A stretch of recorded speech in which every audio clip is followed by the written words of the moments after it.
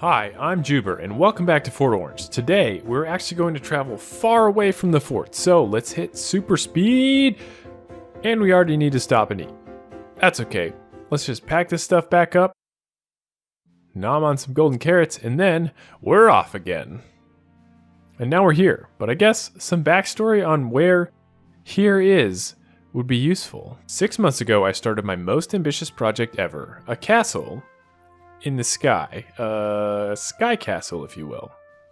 Its intended purpose was to be the storage facility for a farming district, which is mostly just a witch farm, and it does have storage for sticks, gunpowder, glowstone, spider eyes, sugar, glass bottles, redstone, that's just a door, shulker storage, and cobble.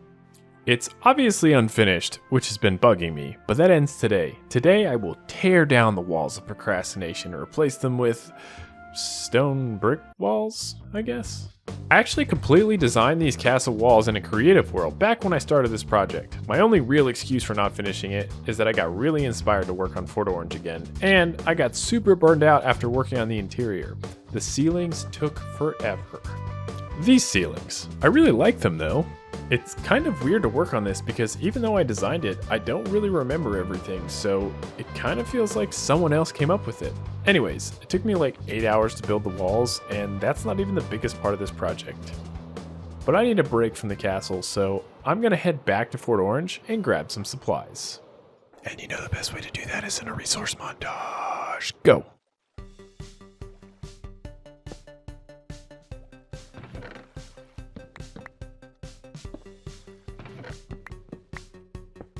If I just said something really cryptic about those shulkers, I think that would be a textbook example of foreshadowing. But I'm sure I can find some use for them, so for now, I'm gonna head back to the castle. For the next part of the project, I wanted to make the castle look like it was sitting on a giant chunk of dirt and rock that looked like it had just been ripped out of the earth. I had no idea how to do this. I remember watching Pixel Riff's video where he talked about making mountains, and he made a bunch of guides to define the shape first, so that's what I did. I started trying to actually put on the bottom of the castle after that by filling in all the spaces, but I realized I needed horizontal guides as well. A lot of them.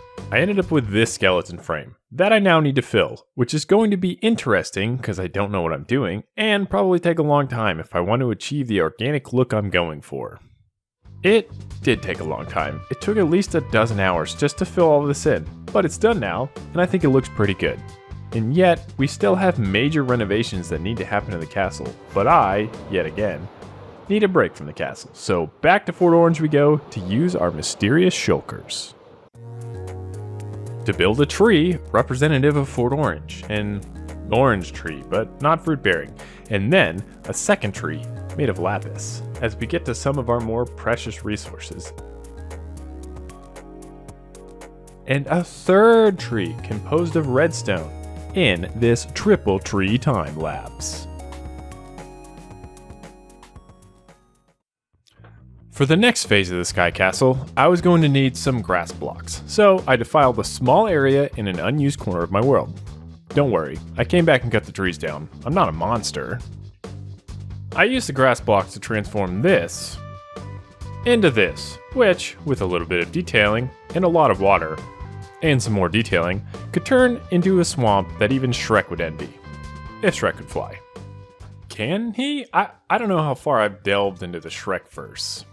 Now that I've finished the sides, bottom, and top of the exterior, it is time to go back inside and finish the last details on the interior. All these alcoves are there in case I want to expand the sorting or add any other rooms to the castle. After filling them in with stone, I decided that they looked a little plain, and I went back through and added a little color. After that, I just had to patch the giant hole in the floor, and we could call it done. I didn't give a proper tour of the castle at the beginning of the video because there wasn't really a castle yet, but now that it's complete, I'd like to show off a few of the cooler features. Let's see how fast we can do this, maybe in some sort of flying tour. We should start at the AFK spot for the witch farm, disguised as a dead tree in a swamp, covered in glowstone for legal reasons. It has a few cool features like ender chest access and a hidden door. Next, if you look out your right window, you will see the storage silos mentioned earlier. They have lights to indicate how full they are, and additional storage is accessible if needed. On your left, you will see the castle's super smelter system, designed and built by Green Steel, with the user interface nicely hidden away inside of one of the support columns. As we travel through the center of the castle, looking down, we have the only entrance in and out of the castle, as well as both our beacon cluster and our wireless redstone array, which we'll be revisiting in a moment. Above, we have one of the castle's signature features, a huge skylight which doubles as our beacon and wireless redstone's necessary access to the sky. Over here, we have our custom nether portal, which looks like it's trying to eat the sky castle. Probably gonna have to get maintenance to take a look at that.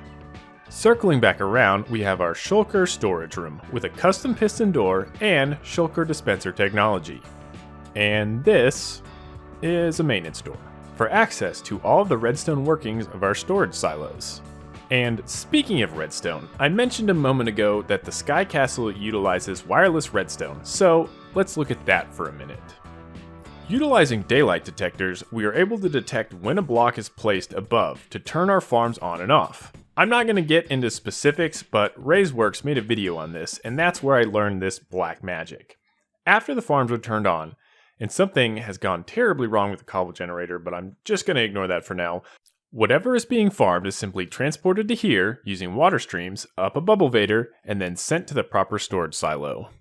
And that concludes our tour for today. I hope you guys enjoyed, and don't forget to tip your tour guide in the form of likes and subscribes if you did. See you later!